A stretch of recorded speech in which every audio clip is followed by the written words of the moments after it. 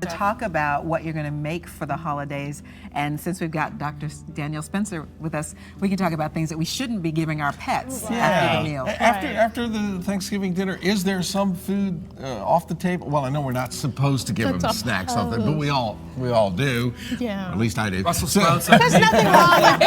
nothing wrong with a little turkey or chicken, especially, but anything that has a lot of fat in it, you want to avoid. Any of your dishes that have like onions and garlic, you don't want to give those. But yeah, why not give them a little bit of turkey?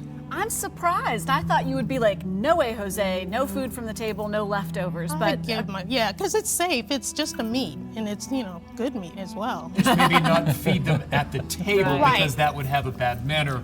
Right. Yeah. As long as they're not too close to where the turkey is on the counter, for instance, because they do tend to eye it and want to knock it off the counter, and then you really have problems. And then they blame it on the cat. Exactly. That's right. Yeah. And turkey bones are not a good thing. Right. Yeah. Any cooked bones could possibly be deadly because they definitely can perforate or break and snap Bird in the bones, intestines. any kind of bird, basically. Right, yeah, just the meat. And of course the white meat is better because it has less fat. Just like for us. And it's definitely something I think everybody's got to be on board with too, because you have visitors this time of year. They may, drop a little here and there. So be aware of that for sure. Absolutely. And don't leave it unattended for a while if you got a large dog that can actually get up to the table. They have a really good memory when it comes to food. Yes, they do. Because they'll be up there on the table or dragging it out into the yard. Yeah.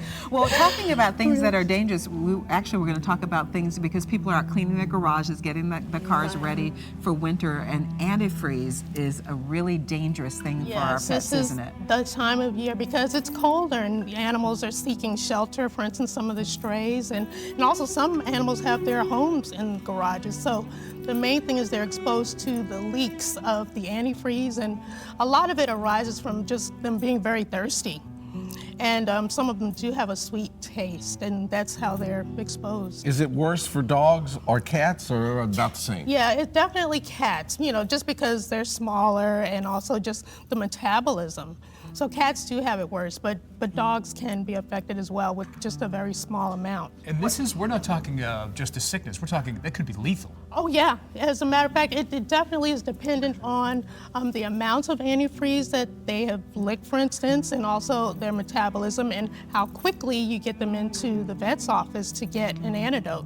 So what symptoms are we looking for? So the symptoms, they kind of break it down into 3 parts. It depends on how quickly we get to them. So say within the first 5 hours or so, you mainly see just like a disorientation. The pet seems kind of spacey. They may be stumbling.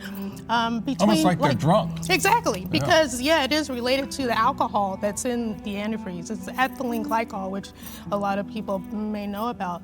And so within the second part, you'll see more of the signs of when the kidneys are starting to fail. So there's vomiting. Ulcers on the tongue are a big one. And then in the final stages, like you said, if it's more than, say, 8 to 12 hours, they actually can go into a coma. So 8 to 12 hours, or 12 hours is maybe your full window. Right. Wow. And you certainly want to get to them as quickly as possible. And, once they're at the vet's office, there's usually going to be an exposure to antifreeze. But a lot of times, just from doing lab work, they can tell the kidneys are affected. They look at slides and they see calcium oxalate crystals, in the kidneys and in the urine. Is there something we can do at home before we even go to the vet? I mean, like a quick antidote that we can give them? No, it's primarily at the vet's office. I mean, you want to get them there as quickly as possible. And also they need to be hydrated. I mean, we need to flush the stuff out because the danger is the kidneys shut down permanently. And at that point, death is imminent. That's not good. Doc, with the change of the seasons, it getting a lot colder, I noticed my dog is less willing to go outside now. Yeah. Are there things, just like us, right? Yes, exactly. She's a smart dog. Yes. Should we be preparing our dogs, preparing our cats for the winter season? What are some of the advice and tips that you have? Yeah, well, a lot of times, of course, some of us like to dress our pets up. So you want to definitely, keep them warm.